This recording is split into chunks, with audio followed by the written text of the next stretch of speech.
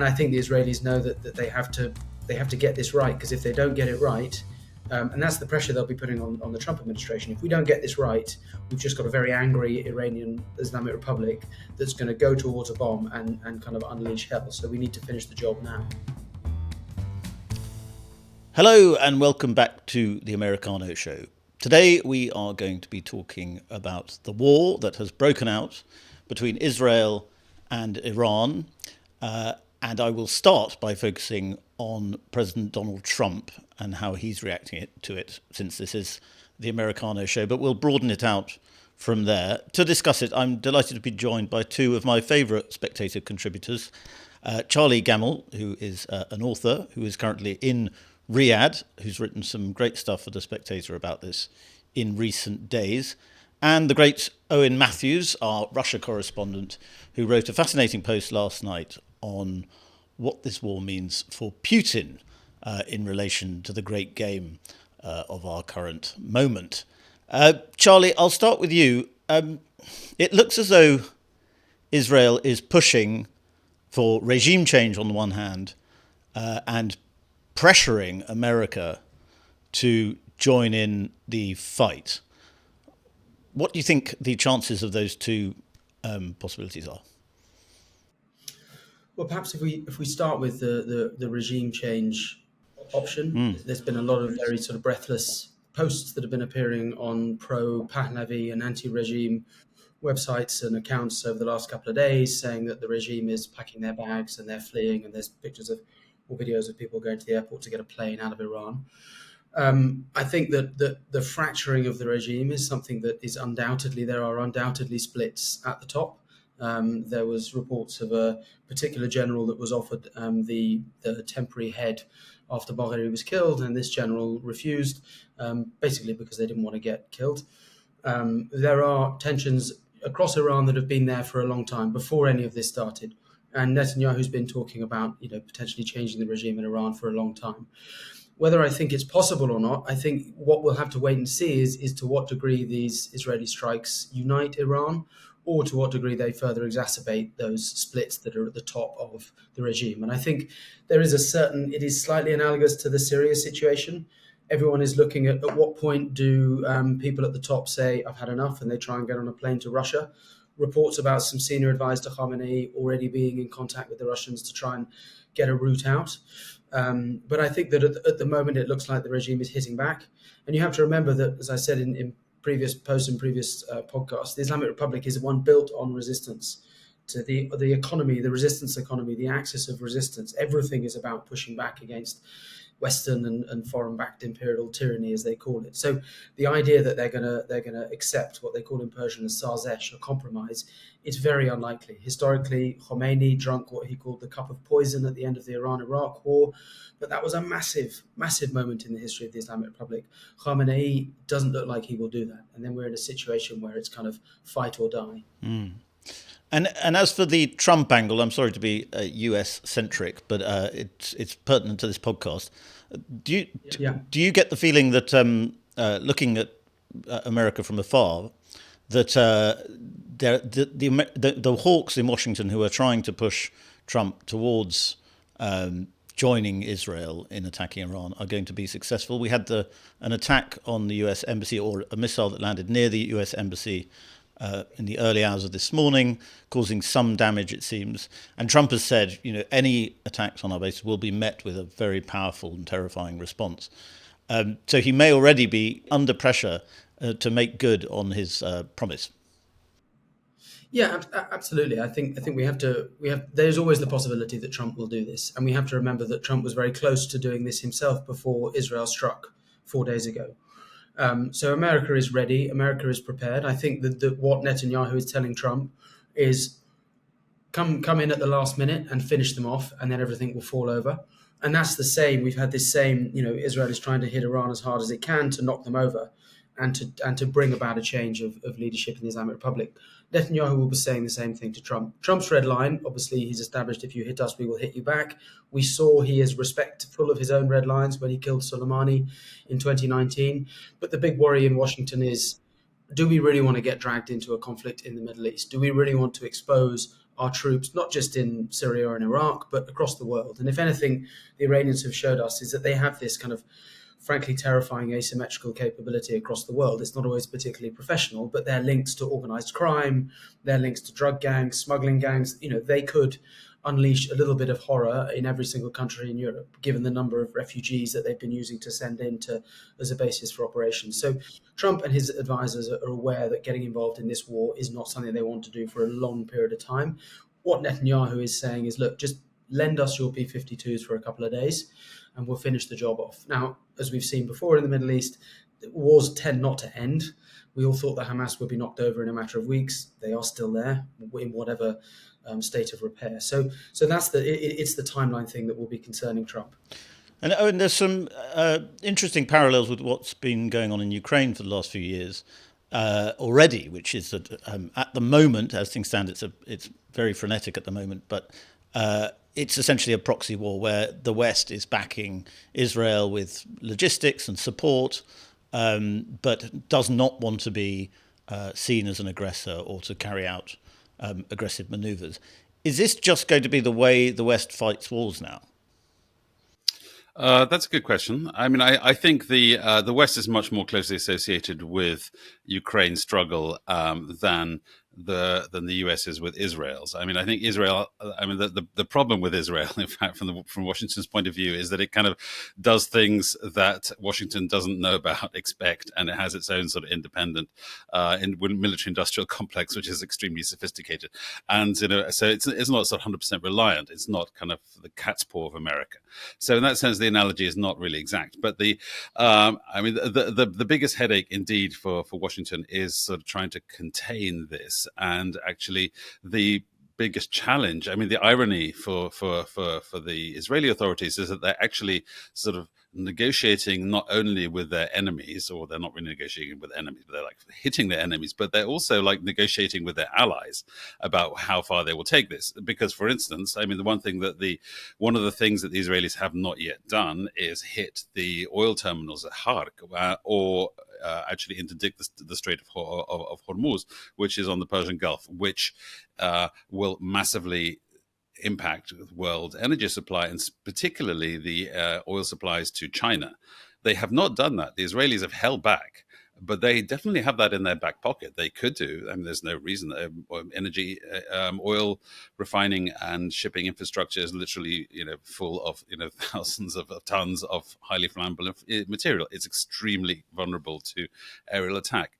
Clearly, the Trump administration wants not only to avoid getting involved in a kinetic war directly with the Islamic Republic, but also to avoid a massive, energy price spike like 1973, and sort of sending the Chinese economy into a tailspin, which will have all kinds of unpredictable consequences. So the Israelis are not like the Ukrainians, because they're much more powerful than the Ukrainians, and they're much more unpredictable than the Ukrainians. They're much more independent. Mm. But as you mentioned last night, not just China is implicated in this, but also, of course, Putin and Russia. And it was interesting that in Trump's phone calls with Putin, and in fact, in the last phone call, Trump said afterwards, we spent more time talking about Iran than we did about Ukraine. It seemed as though there may be some quid pro quo going on with Trump and Putin, where he was saying, I'll give you a bit of leeway on Ukraine as long as you help me in Iran. But Putin, as you suggested in your piece last night, actually benefits from what's going on right now. Can you explain how? Well, Putin benefits because he's extremely good at playing all sides against the middle. He is simultaneously he was the only world leader that spoke to the leaders of Iran, of America, and of Israel yesterday. I mean, on Saturday. I mean, nobody else is in that position to do that. I mean, conceivably Erdogan, but maybe, but that was that shows Putin's centrality to the diplomatic, the diplomacy of the Middle East. I mean, how much leverage Putin actually has over the Iranian government, how important that alliance is to Iran, I think is rather marginal, because Putin did not supply the Iranians with what they wanted in terms of Su-35s, for instance. That's the reason. One of the reasons why the Iranian Air Force got whacked was that actually they didn't have the most modern warplanes that they wanted to buy from Putin. He wouldn't sell them to them.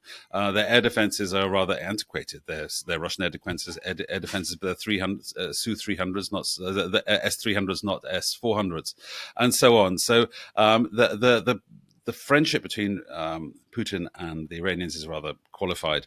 But one of the interesting things that Putin said to Trump on Saturday, according to the Kremlin readout, is that he reminded Trump that actually Russia has been allied with the United States when it comes to the Iranian nuclear program. Russia was a signatory of the 2015 Obama deal with the Iranians to restrict their nuclear weapons program and to impose sanctions.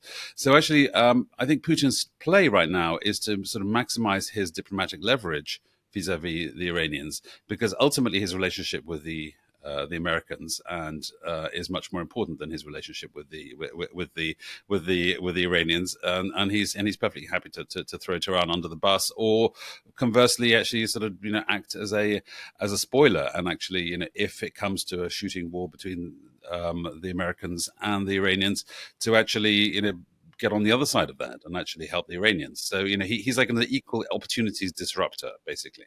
And of course, particularly interesting that he said that to Trump, who tore up the JCPOA in his first term. Trump tore up the Iran nuclear deal, but actually, Russia actually has rather an important part to play in a potential new deal, because actually the Russians have been offering to refine Ukrainian, refine Iranian uranium in Russia, thereby depriving the Islamic Republic of the excuse to refine potential weapons-grade uranium on their own territory, but nonetheless fulfill their right to have a civilian nuclear program. And Russia is a really key part of any kind of future deal. Well, Charlie, Owen's given some interesting context there in terms of the great power game that's now going on. You mentioned Syria, and Owen briefly mentioned Erdogan. How important is Turkey in what's going on at the moment? And because it tends to be the country we don't talk about, or the great power we don't talk about in that region. Yeah, I think Turkey's position at the moment is one that we should be sort of put that in the context of a very difficult economy. They've got a lot going on in Syria. Erdogan's grip on power is something that has been tested in the last couple of months. With Imamoglu, the mayor of Istanbul, being arrested. So I think Turkey at the moment, I think a lot of the Middle East powers, they want to stay out of a conflict, and they want to use whatever leverage they've got to try and avoid themselves getting dragged into anything further. And for Turkey at the moment, it is concentrating on Syria because it wants to take a big role in rebuilding Syria, and it needs to mend its fences with Saudi Arabia to enable that to happen. And I think Erdogan's big priority at the moment are those two things.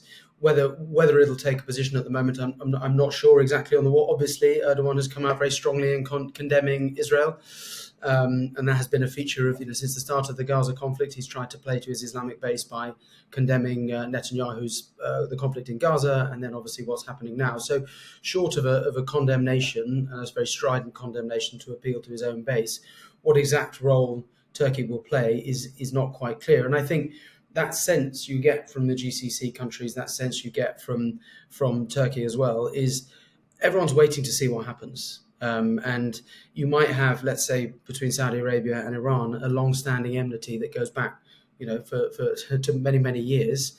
But and if you'd asked the Saudis 5 years ago, would you like to see the end of the Islamic Republic? They probably would have said absolutely, because they're a pain and they're causing us a lot of problems with the Houthis and. If you ask them now, would you like to see the end of the Islamic Republic? I think their answer would be slightly more nuanced, because they would say, well, what price would we have to pay to see the end of the Islamic Republic? So a lot of people are going to be seeing it not through the old lens of, well, we don't like Iran, or Iran is a kind of useful hedge against the people we don't like, but what cost will we have to pay for a non-Islamic Republic ruled Iran? And that, I think, is a question that's going to be doing the rounds in Washington, and potentially in Tel Aviv. But I think potentially the fog of war in Tel Aviv has moved them beyond some of those questions. But as we see, and as I've said this many times, regime change tends to carry a very high price, and regime change tends not to be the sunlit uplands of liberal democracy that we all once thought it was, from the sort of Kosovo exemplar from back in the day. So Turkey will have an eye on what's happening, keen to keep it within Iran's borders, keen for it not to spill over any further, potentially happy that Israel is taken up by bombing Iran so that it can't be attacking Syria as it has been. That obviously eases the pressure on Turkey and Syria. So a lot of people are just waiting to see. Generally, people want it to stay within the borders of Iran and Israel. And you mentioned that Iran's proxies have sort of spread out now. They maybe even be in Latin America, they may be in Africa. You may have a Hezbollah presence there, according to some reports. And that's partly because it's lost its power and influence in the near region. I mean, Hamas has been very much almost destroyed as a military force in the last year or so. Hezbollah has taken big hits in Lebanon. We are now talking about what the Israelis have always said, which is that Iran will become a kind of global terror network. Or is that sort of just neocon blather? I think there's, as with all of this stuff, it's probably somewhere in between. You know, undoubtedly, Iran has done lots of very bad things across the world, whether that's being involved in drug smuggling, human trafficking, gun running. And we're not just talking about through sort of Syria into Lebanon. We're talking about South America, relationship with Irish crime cartels. You know, the Iranians have been a very bad actor in drugs and guns and people for a long time. And they're looking, and the sort of strategic stock take from Syria was, we probably need to diversify a little bit and branch out into Africa. We need to reinvest in our intelligence services and make ourselves less or a bit more resistant to some of the stuff that Mossad has been doing to us. So absolutely, the Iranians are bad actors on a global stage, whether it's trying to kill Americans or Iranian Americans or killing people in Sweden. But I think where Iran goes from here, you know, no matter how big your relationship is with the Kinahan cartel or whoever it is in Ireland, it's never going to replace Hezbollah. It's never going to replace Hamas. So I think these relationships that they're trying to build with different people in East Africa and in South America, they won't be a substitute for their big kind of regional oomph that they have had with these groups. I probably would say on their axis of resistance, I've said this before, that we thought that the Taliban was defeated in early 2002. Turns out we were wrong. We thought Saddam, the sort of Ba'athist party, was completely destroyed in 2003-4. Actually, they just came back as ISIS. So I think it's definitely right that Iran's axis of resistance has been damaged, but it's not necessarily the decisive blow that Israel has been aiming for. And my worry is that we're going to have the sort of same but bigger, a sort of half-defeated Islamic Republic. And what does a half-defeated Islamic Republic look like? My sense is that they'll start to make some very bad choices because they have no other choices to make. And a lot of people over the weekend saying this could be the start of World War III, or even some people saying this is the start of World War III. It's always tempting to get carried away in these moments and become apocalyptic. But as you mentioned when you were talking about China, the way that other great powers could get pulled into this conflict could be very dramatic and could escalate extremely quickly, could it not? Well, yes, but I think, as with most talk of World War III, it's highly exaggerated. And certainly in this case, the involvement of foreign powers would be to stop the conflict, not to escalate the conflict. So actually, if China gets involved or America gets involved, it's to shut it down, not to ratchet it up. And Charlie, going back to you on the Gulf monarchies, what is your sense when it comes to America and Trump? The impression we got was that partly because it was offering vast sums of money to America, partly because it seemed to get on well with Trump. Places like Qatar, the Saudis, the UAE, they were felt that they had more leverage over America, and this will put that leverage under quite a lot of strain, will it not? Yeah, I think this is the point at which the Saudis will, and the Gulf nations will, look to call in some of that goodwill that they bought from Trump, to say you have to do everything you can to keep this within Iran's borders. So I think, and I was probably guilty of it myself. We looked at that visit of Trump to the GCC nations, and we all kind of thought, well, I wonder if this is the end of the American-Israeli relationship. it's clear that Israel has sort of some leverage and sway and influence in over the White House. And I'm reminded of the comment from Bill Clinton when he came out of a meeting with Netanyahu back in the day, and he said, sometimes you've got to wonder who the fuck is the superpower in that room." And it's just that Israel has this kind of extraordinary ability to persuade the Americans, and they did a very good job of it. You can't, no one thought that they would be able to kind of persuade America, the Pentagon, to swing into action to do these strikes. So this is the point the Gulf nations will say to Trump: "We've done what you asked." I mean, whether it's Saudi on oil production, or whether it's Qatar on a big jet, to say, "This is what we want from you. We want peace in the region." And that's talking Trump's language, right? Trump doesn't want a war because he would much rather people, including his own family, make money as opposed to kind of go around killing each other. And Owen, what do you think about that? I mean, certainly the pressure that the Gulf states are putting on Trump aligns with his base. Certainly his voters are not interested in a fresh Middle Eastern conflict because he was elected in large part to end endless wars. Right. I mean, the bottom line is actually that Iran's ability to fight an invasion is infinite, as Charlie has said. I mean, that's no one thinks that invading, that a ground invasion or a regime change, a sort of Saddam style, is going to be anything other than a disastrous idea. But at the same time, its ability to fight a war, particularly in terms of its supplies of ballistic missiles, has been severely depleted. So in its air force has been completely whacked. So actually, Iran is actually not powerful enough to fight a conventional war. That part of it is I think eminently squashable by the Israelis. I think they can. The conventional power is not the problem. The problem is its continued ability to come back from various strikes and sanctions and assassinations and so on, and continue building its nuclear side. And of course, that's the front and center of Netanyahu's policy, is to completely destroy, the centrifuges at the Natanz and all of the deeply buried nuclear facilities and so on. But the as long as the political will to build a nuke is there, Iran is actually just going to keep going at it. So the bigger question is, not really the outcome of this particular strike. I mean, essentially, it's a sort of glorified version of something the Israelis did, back in the 90s, which is when they destroyed. Osirak, which was Saddam Hussein's nuclear reactor. They just went in, blew up the nuclear reactor, like no nuclear reactor, no problem. This is just sort of a massively amplified version of that. They've destroyed the capacity, on the currently on the ground. They've killed the people. They've smashed up the centrifuge is great. But so far, they have not really, lopped off the biggest and most dangerous head of the Hydra, which is, actually the Islamic Republic remains the Islamic Republic. They'll hire another new head of the Pasdaran, of the Islamic Revolutionary Guard Corps.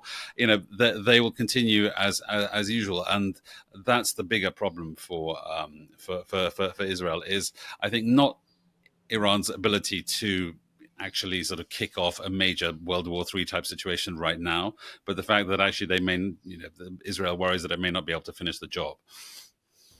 Charlie, do you agree with that? I mean, it seems to me some people think this is a much more significant attack from Israel. They are trying to bring about regime change in a way they didn't with Iraq back then. Yeah, I think there are obviously similarities to Osirak in that they want to set back the nuclear program by a long, long way. But I do think that the ambition of this is a bit broader, because they are denied the possibility of completely destroying the nuclear program, it's shoot for the kill. If you shoot for the king, you better make sure you hit. And I think that's where the danger is that, as Owen says, if they don't finish the job, Iran will just basically speed on to becoming a nuclear power. They've got maybe 18 months to 2 years, and they've already announced their intention potentially to pull out of the non-proliferation treaty, which would just give them 90 days and pave the way to no more weapons inspectors. We can start building a warhead. They are estimated to be 2 weeks out from producing enough weapons-grade uranium. So I think that there was. My reading is that there's a dual badge to this. The calling it Operation Rising Lion is a nod to this idea of regime change, and I think the Israelis know that they have to get this right, because if they don't get it right, and that's the pressure they'll be putting on the Trump administration. If we don't get this right, we've just got a very angry Iranian Islamic Republic that's going to go towards a bomb and kind of unleash hell. So we need to finish the job now. So I do think there are broad aims. And a question for both of you, how confident can we be about that 2 weeks off sufficient uranium enrichment? Because, as many people have pointed out, the Israelis have been saying that the Iranians are this close to creating a nuclear bomb for decades now, and it doesn't seem to have been the case. Well, I mean, I think I would say if you look at some of the IEA comments, they're always very diplomatic, the IEA, but they're pretty clear that you're enriching uranium to this level. Roughly, the accepted figure is 60%, and to get from 60% to 90% is generally agreed not to be a massive technological leap that's beyond the kind of bounds of comprehension if you've got to 60%. So it's eminently possible, if it's 2 to 3 weeks, if it's 4 weeks, that within a relatively short space of time they can get from there to there. The big technological leap for Iran is the sort of warhead capability. So how do you sort of get this stuff and put it in a warhead, in a missile, or basically a missile that you can deliver? That's the technological gap that they don't have, and the estimates from that are unclear. And I think Israel is just keen to bomb the enrichment facilities, because that's the target that they've got now. That's what they can see. But there is this site that's being much talked about, Fordor, forgive me if I'm mispronouncing it, and it's thought that only American air power would be sufficiently powerful to destroy that. Is that the correct understanding? Yeah, that's the accepted wisdom, that B-52 bombers taking off from Diego de Garcia, those are the ones that have the sort of the power to get through these things, but to the bunkers rather, to the tech underneath. But the challenge is always, I think, as Owen said, that know-how is in people's heads, and no matter how many Iranian scientists the Israelis have killed, that know-how remains in people's heads. It doesn't go anywhere. The plans will be written down somewhere. They're probably offshore somewhere, that very safe with one of Iran's allies, and they can always go and get them. So that's why I think there's a regime change component to this, because the goal is to try and change the Islamic Republic, change the Iran that you're dealing with by force, so that you almost don't have to worry about the possibility of breaking out and becoming a sort of a nuclear power. We had it with the JCPOA. The JCPOA was a way to use money effectively, which was ironically very Trumpian, but to sort of take off the sanctions, pour money in, embolden the moderates, and deny the hardliners the oxygen that says the West is terrible, because they thought that if you reduce the threat from the Iranians, then they might not need to go towards having a bomb. This is a very different way of trying to do the same thing. So you remove the threat from the Iranians by basically decapitating the leadership, seeking regime change, and then you can try and sue for peace with a kind of a broken Islamic Republic. Historical parallels don't really work for that. Look at Saddam Hussein when he started a war with the Iranians, because he thought they were weak, he thought they were in disarray, and Iranian nationalism kind of swept up and got on board to resist for those very long 9 years.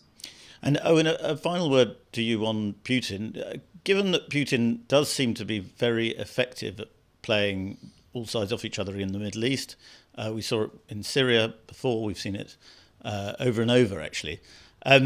How good is it? Good news, in fact, that Trump and Putin seem to be talking for America, that whatever one thinks of Putin and what's happening in Ukraine, America needs to work with Russia on how things develop in the Middle East. Yeah, I think so. I mean, as I mentioned before, I don't think Russia is, the decisive player in this, but it is certainly a player insofar as it has the luxury of choosing a side. I mean, it can, choose to go with its, notional alliance with Iran. It also has a strong relationship with personally between Putin and Netanyahu. So actually, they can actually, go that way if they want to. And obviously, Putin is trying to leverage, also create, if not an alliance, but certainly like a sort of community of interest between between Moscow and Washington. Whether it's about Arctic oil drilling or about the Middle East. And now, sort of the perfect opportunity has arisen to actually sort of that kind of, if not alliance, then certainly, sort of partnership to fix this particular problem. So, Putin's involvement, I think, or his, if the Iranians were able in some way, shape, or form to actually, get Russia strongly on side, that would definitely, be a help in their future struggle. If they fail to do that, then that's going to that's going to weaken them. And I suspect that Putin's just even in his opportunistic way, is actually going to be very happy to throw the Iranians under the bus. To be honest, if that means picking up a few some diplomatic brownie points with Washington. Owen in Rome and Charlie in Riyadh, thank you very much for coming on to Americano.